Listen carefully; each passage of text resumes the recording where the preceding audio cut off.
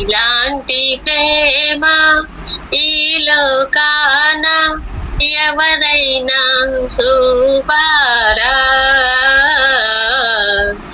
ఎవరైనా చూపారా.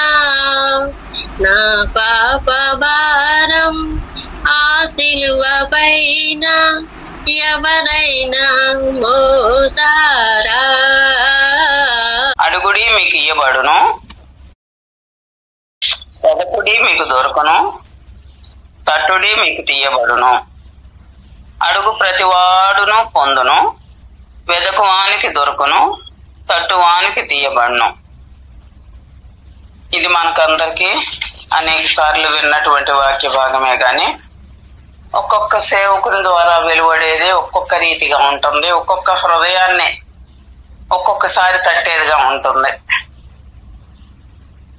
అందును బట్టి మనము ఒకే రకంగా ఆలోచించడానికి వీల్లేదు. సేవకులు అనేక రకాలుగా మన ముందు బోధిస్తూ వస్తారు. అందులో నాకు అనుమతించబడినటువంటి ఉద్దేశాన్ని మీ ముందు పంచుకోవాలనుకుంటున్నాను. దేవాతి దేవుడు అడుగుడి మీకు ఇయ్యబడును అంటున్నాడు, వెదకుడి మీకు దొరకను, తట్టుడి మీకు తీయబడును. ఏం అడగాలి మన జీవితంలో? మనం ఐహికంగా ఆలోచిస్తే మనం అడగకుండానే ఊహించకుండానే మనకు అన్ని సమకూర్చాడు దేవుడు. కానీ మరి ఇప్పుడు అడగమంటున్నాడు. ఏం అడగాలి మనం? దేవుడు వెళుతూ వెళుతూ మిమ్మల్ని అనాథలుగా వదలను, మీకు పరిశుద్ధాత్మను సంచకరువుగా మీకు అనుగ్రహిస్తున్నాను అని అన్నాడు. కాబట్టి ఆ పరిశుద్ధాత్మను పొందుకోవటానికి మనం అడగాలి. ఇంకొకటి, వెదకుడి మీకు దొరకను. ఏం వెతకాలి? పోగొట్టుకున్నది వెతకాలా? లేకుంటే ఇంకా ఏదైనా లోకంలో కావాలనుకొని వెతకాలా అని ఆలోచిస్తే ఏమంటున్నాడు? యెహోవాను దొరుకు కాలంలోనే వెతకాలంట. దేవుని దొరికే టైంలోనే మనం వెతకాలంట. ఎలా వెతకాలి? ముందు రోజుల్లో దేవుని పేరెత్తటానికి, దేవుని గ్రంథాన్ని పట్టుకోవటానికి కూడా అనుమతులు లేని పరిస్థితులు వస్తూ ఉంటాయి. అందుకని ఇప్పుడు మనకు సమీపంగా ఉన్న దేవుడు మన మొరలకు గాని, మన ప్రార్థనలకు గాని, మన స్తుతులు అంగీకరించడానికి గాని ఎంతో సమీపంగా ఉన్న దేవుడు గనక ఈ దొరకు కాలంలోనే దేవుణ్ణి వెతకాలంట. అది యెషయా 55:6 ఉంటుంది.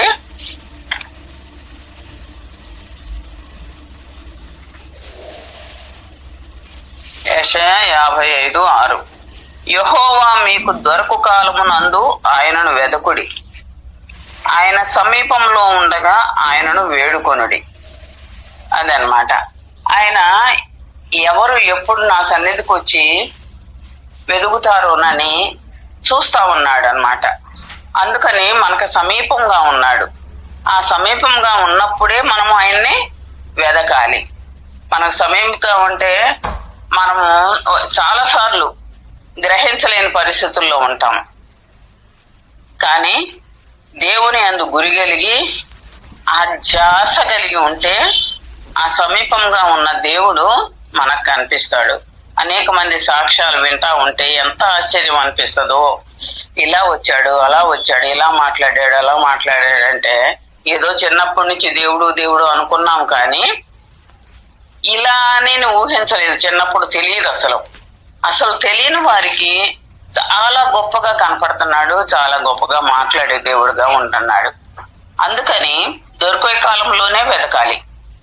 తట్టుడి మీకు తీయబడును. ఏంటి దేవుడు అంటున్నాడు?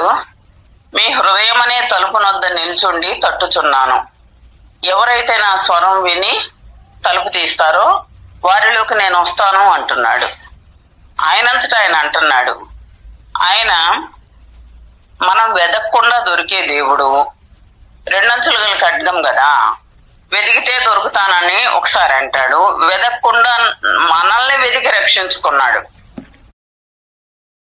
అటువంటి దేవుడు తట్టుడి అని ఆయన మన హృదయాలను తట్టితేనే మనం రాగలుగుతున్నాము. మళ్ళీ మనల్ని తట్టమంటున్నాడు. ఎందుకు?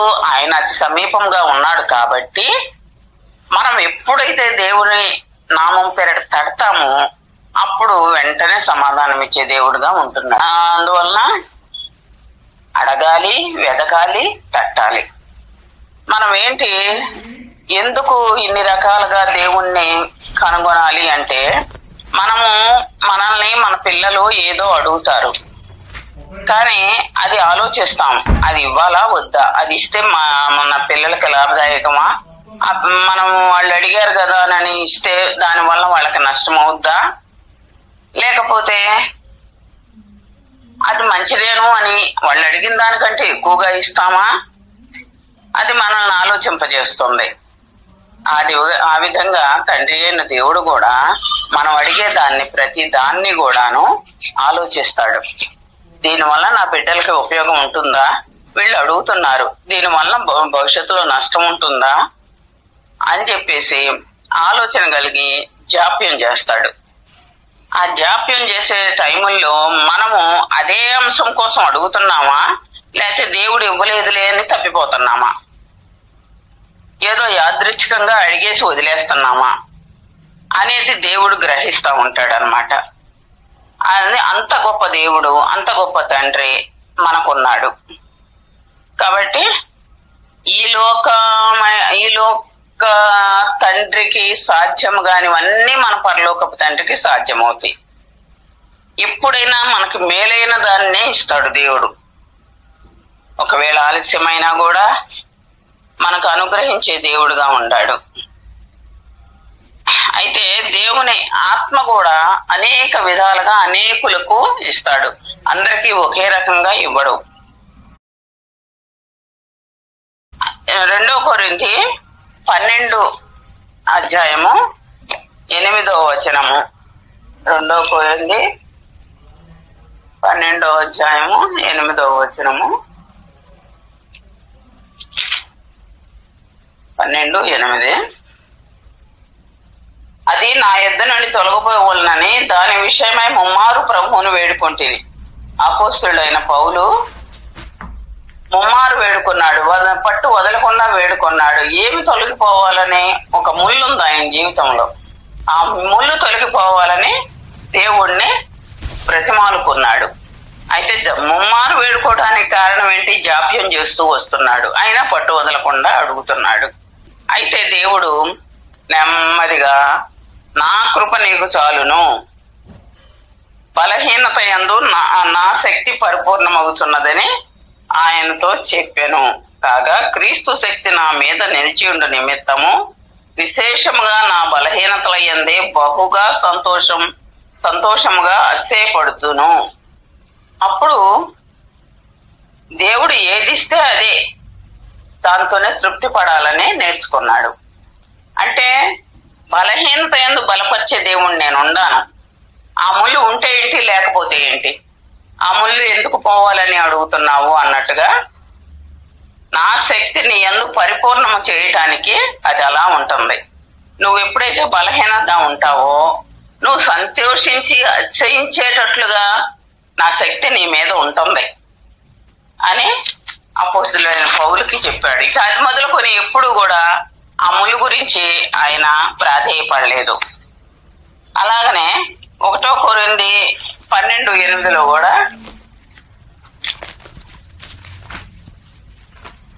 1 కొరింథీ 12:8 ఏం చెప్తున్నాడు?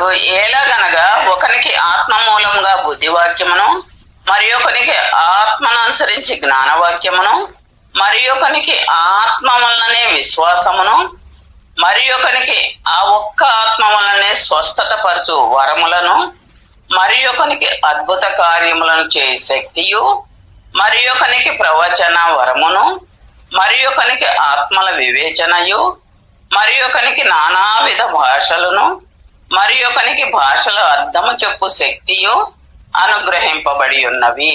అయినను వీటన్నిటినీ ఆత్మ ఒకడే తన చిత్తము చొప్పున ప్రతి వానికి ప్రత్యేకంగా పంచి ఇచ్చుచు కార్యసిద్ధి కలుగజేయుచున్నాడు. ఏంటి, ఆ ఒక్క ఆత్మే ఇంతమందికి ఇన్ని రకాలుగా పనిచేస్తున్నాడు అన్నమాట. అది మనం గ్రహించి అడిగిందల్లా మనం ఎన్నో అడుగుతాం, కానీ ఆ వల్ల ఇవ్వాలని కాదు. దేవుడు తన ఆత్మ కొలది, ఆ ఆత్మ ప్రేరేపణ కొలది ఎవరికి ఏది ఇస్తే మంచిది అని చెప్పేసి వరాలు ఇమ్మని అడగటం కాదు, గాని దేవుడిచ్చే వరం ఏంటి అని గ్రహించి అది పొందుకొని దానిలో బలపడి ఆ వరాన్ని దేవుడు చెప్పిన రీతిగా, దేవుడు ఆశించిన రీతిగా ప్రతిఫలం పొందకుండా పంచిపెట్టాలన్నమాట. అన్ని రకాలైన ఆ ఒక్క ఆత్మే ఇన్ని రకాలుగా ఇంతమందిలో పనిచేస్తున్నాడు. ఆత్మ ఒకడే తన చిత్తము చొప్పున ప్రతి వానికి ప్రత్యేకముగా పంచి ఇస్తూ కార్యసిద్ధి కలుగజేస్తున్నాడు. ఈ విధంగా ఆ ఒక్క ఆత్మ మనం అడిగిందల్లా పొందుకోవాలని కాదు, గాని పొందుకొనట్లో జాప్యం ఎందుకు అవుతుంది అనేది మనం ఆలోచించగలగాలి. వాక్యంతో దేవుడు మాట్లాడతాడు. మనం ఆ విషయంలోనే తండ్రి నీకు ఇష్టం లేదా, దానివల్ల నాకు నష్టమా, లేకపోతే సమయం కాదా అని ప్రాధేయపడిన అడిగితే వాక్యం ద్వారా మాట్లాడతాడు. అయితే మన విశ్వాసాన్ని పరీక్షించడానికి కూడా జాప్యం చేస్తాడు దేవుడు. ఇచ్చిన దాన్ని పొందుకొని అవును నేను అడిగాను ఇది ఇచ్చాడు కాబట్టి దేవునికి స్తుతులు చెల్లించాలి ఎప్పుడు కూడా అని స్తుతులు చెల్లించాలి ఫస్ట్. తర్వాత ఆ విశ్వాసమును ఎదగాలని, ఆ విశ్వాసంలో మనం ఎదగాలని దేవుడు కొంచెం జాప్యం చేసి అనుగ్రహిస్తాడు. అది ఏ విధంగా అంటే హెబ్రీ 11:33 చూడమే. హెబ్రీ 11.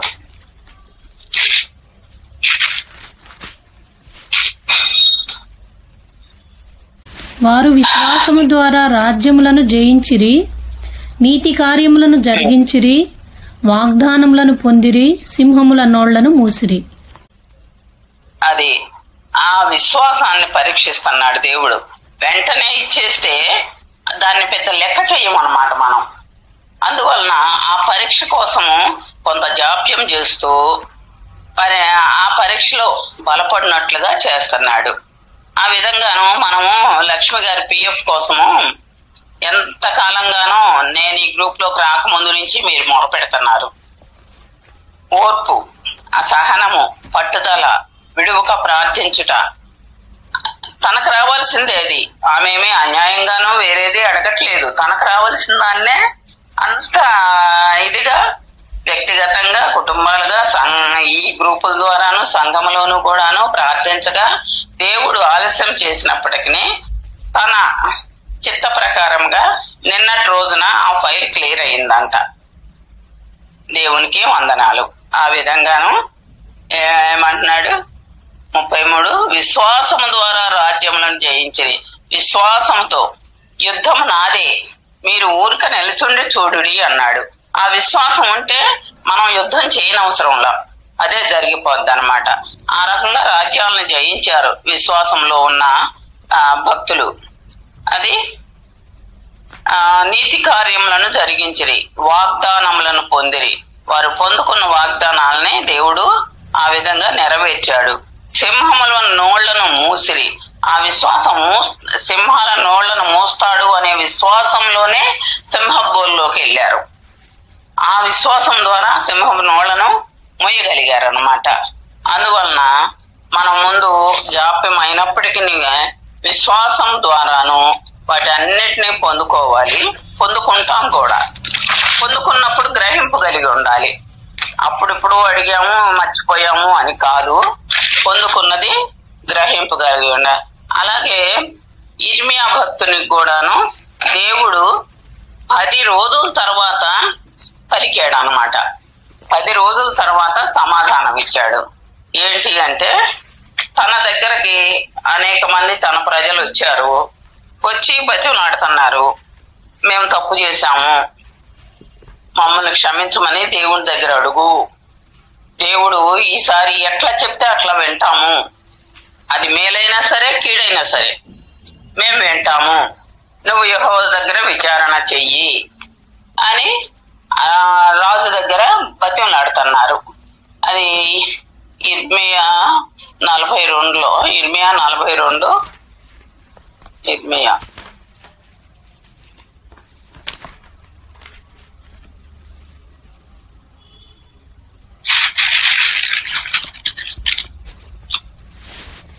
అంతలో సేనాధిపతులందరినూ కారేహ కుమారుడైన యోహానానును హోషేయ కుమారుడైన యెజన్యాయును అల్పులేమి గనులేమి ప్రజలందరినూ ప్రవక్త అయిన ఇర్మియా యుద్ధకు వచ్చి అతనితో ఇలాగ మనవి చేసిరి.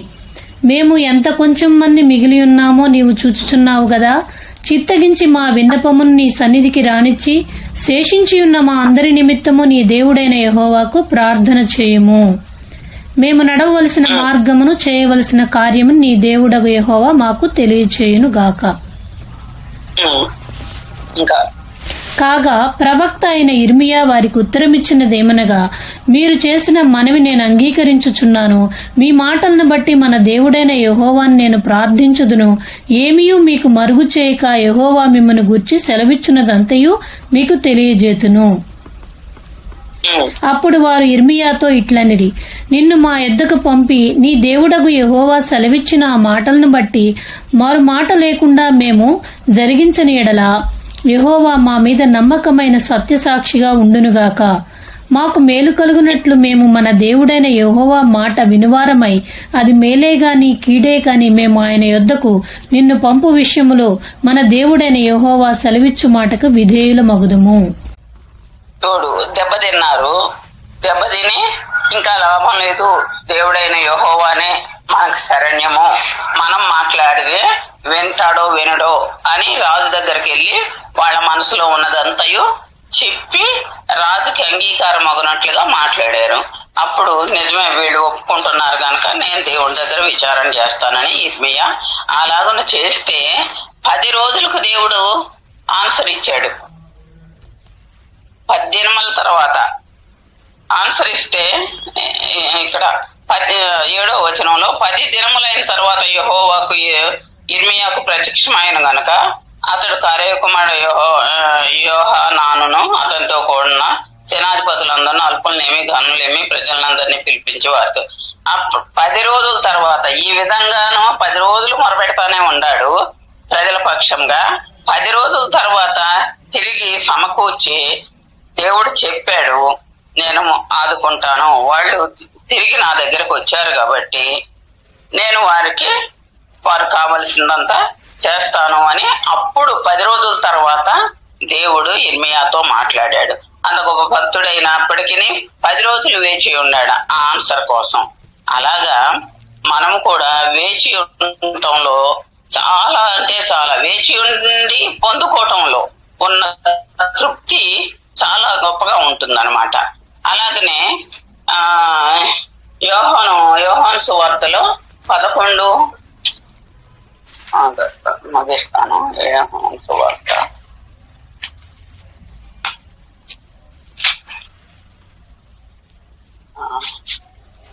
11:3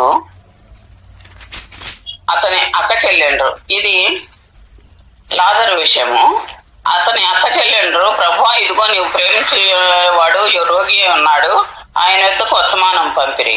యేసు అది విని, ఈ వ్యాధి మరణం కొరకు వచ్చినది కాదు గాని దేవుని కుమారుడు దాని వలన మహింపరచబడినట్లు దేవుని మహిమ కొరకు వచ్చినదనను అని ఇంకా 2 రోజులు అదనంగా ఆగిపోయాడు అనమాట. అక్కడ ఆగిపోయినప్పుడు వీళ్ళు అసహనము, వీళ్ళల్లో బాధ, యేసయ్య మన మాట వినలేదు, ఇంకేముంది చనిపోయాడు అని చెప్పేసి ఆ పునరుద్ధాన శక్తి ఆయనలో ఉందని గ్రహించలేకపోయారనమాట. అయితే వాళ్ళ విశ్వాసాన్ని పరీక్షించడానికి 2 రోజులు ఆలస్యంగా వస్తే, ఏం చూడను వచ్చావు, చనిపోయి 4 రోజులు అయ్యింది కదా, వాసన వస్తుంది అని అంటే, మీరు అలా చూడండి అని చెప్పేసి లాజరు బయటికి రా అన్నాడు. అది విశ్వాసానికి పరీక్ష. ఆయన ఉద్దేశము ఏంటంటే రోగిగా ఉన్నప్పుడు స్వస్థపరచటం వేరు, చనిపోయిన తర్వాత లేవనెత్తటం వేరు. మనము వాళ్ళు అనుకున్నారు రోగిగా ఉన్నప్పుడు వస్తే స్వస్థపరచాడు, అంతవరకే ఆలోచించారు.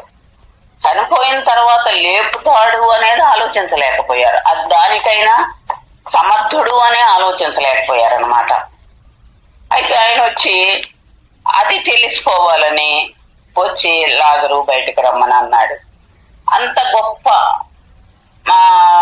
మేలులు చేసేవాడు, అంత గొప్పగా అనుకున్న దానికంటే శ్రేష్టమైనది ఇవ్వటానికి గాను ఆయన ఆలస్యం చేస్తాడని మనం గ్రహించాలన్నమాట. అలాగే మోషే కూడాను ఎన్నో చేశాడు. మోషే తన పిలిచినప్పుడల్లా ఆ పర్వతం మీదకి వెళ్ళి దేవుడు చెప్పినవన్నీ రాసుకోవటము, వినటము, ఎట్లా చెప్తే అట్లా చేయటము చేశాడు. ఒక్క విధేయత మూలాన ఆ పర్వతం అంచులు కూడా తాకొద్దు, ప్రజలు చనిపోతారు అని అంత కట్టుదిట్టమైన ఏర్పాట్లో మోషేని పిలుచుకున్నాడు. పర్వతం మీదకి పిలుచుకున్నాడు. ఒక్క అవిధేయత వలన ఆ కనాను దేశాన్ని అక్కడి నుండి చూపెట్టాడు. ఇది నువ్వు చేరవలసిన దేశము, కానీ నిన్ను అక్కడికి చేర్చట్లేదు అని చెప్పాడు.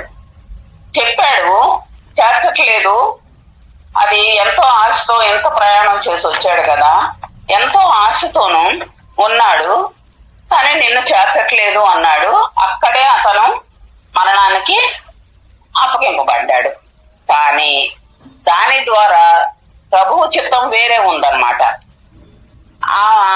ఆయన ఏమంటాడు, కనాన్ దేశాన్ని చూపించాడు గాని చేర్చకుండా మరణానంతరము రూపాంతర పర్వతం మీదికి ప్రభువుతో కూడా ఉన్నాడు. అది గొప్ప ఆధిక్యత.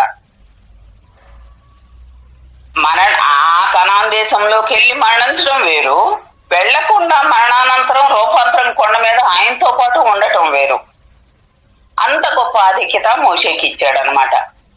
ఆ విధంగా చాలా మంది కోసం మనం ప్రార్థన చేస్తాం. నేను డిఎల్ మోడీ గారిని అనుసరించే స్నేహితుడు, అన్ని విషయాల్లో ఆయన వెంట ఉండే చాలా క్లోజ్ ఫ్రెండ్ అనమాట. అతని రక్షణ కోసం డిఎల్ మోడీ గారు 10 సంవత్సరాలు ప్రార్థన చేశారంట. కానీ ఆ మోడీ గారు బ్రతికున్న టైంలో ఆయన రక్షణ పొందల, దేవుని విశ్వసించల. ఆయన చనిపోయిన తర్వాత ఆ మరణం ద్వారా ఆ ఫ్రెండ్ మారు మనసు పొందాడంట. ఈ విధంగా ఒకరిని పుట్టుక ద్వారానైనా వేరొకరు రక్షింపబడతారు. కఠిన హృదయాలు ఒకరి మరణం ద్వారానైనా దేవుడు వారిని ఏర్పరచుకుంటాడు. అందుకోసము మనము రక్షణ లేని బిడ్డల కోసము ప్రార్థించాలి, మొరపెట్టాలి, భారంతో ఉండాలి. కానీ వారి పక్షాన వారి క్షమాపణ అడగరు, వారి పక్షాన మనము క్షమాపణ అడగాలి. ఈ విధంగా ఉంటే దేవుడు తన సొంత సమయంలో కార్యం చేస్తాడు. నేను అనుకుంటా నా మరణం ద్వారా మా కుటుంబంలో ఎవరైనా రక్షింపబడతారేమో అని ఆశ ఉంటది. దేవుని చిత్తం అనుకోండి. ఆ విధంగాను మనం విశ్వాసంలోనూ వేచి ఉండట్లోనూ సహనం కోల్పోకుండా ప్రార్థించట్లోనూ ఆ దేవుడు ఆలస్యం చేసినా ఇచ్చిన దాన్ని పొందుకున్నప్పుడు దాన్ని గ్రహించట్లోనూ దాని కొరకు స్తుతులు చెల్లించట్లోనూ ఏ మాత్రము కూడా జాప్యం చేయకుండా దేవుని సన్నిధికి కృతజ్ఞతాస్తుతులు ఎల్లప్పుడూ చెల్లించే వారముగా ఉండాలి అని దేవుడి ఈ వాక్యాల ద్వారా మాట్లాడుతూ వచ్చాడు. ఈ వాక్యాలను దేవుడు దీవించును గాక. ఆమేన్.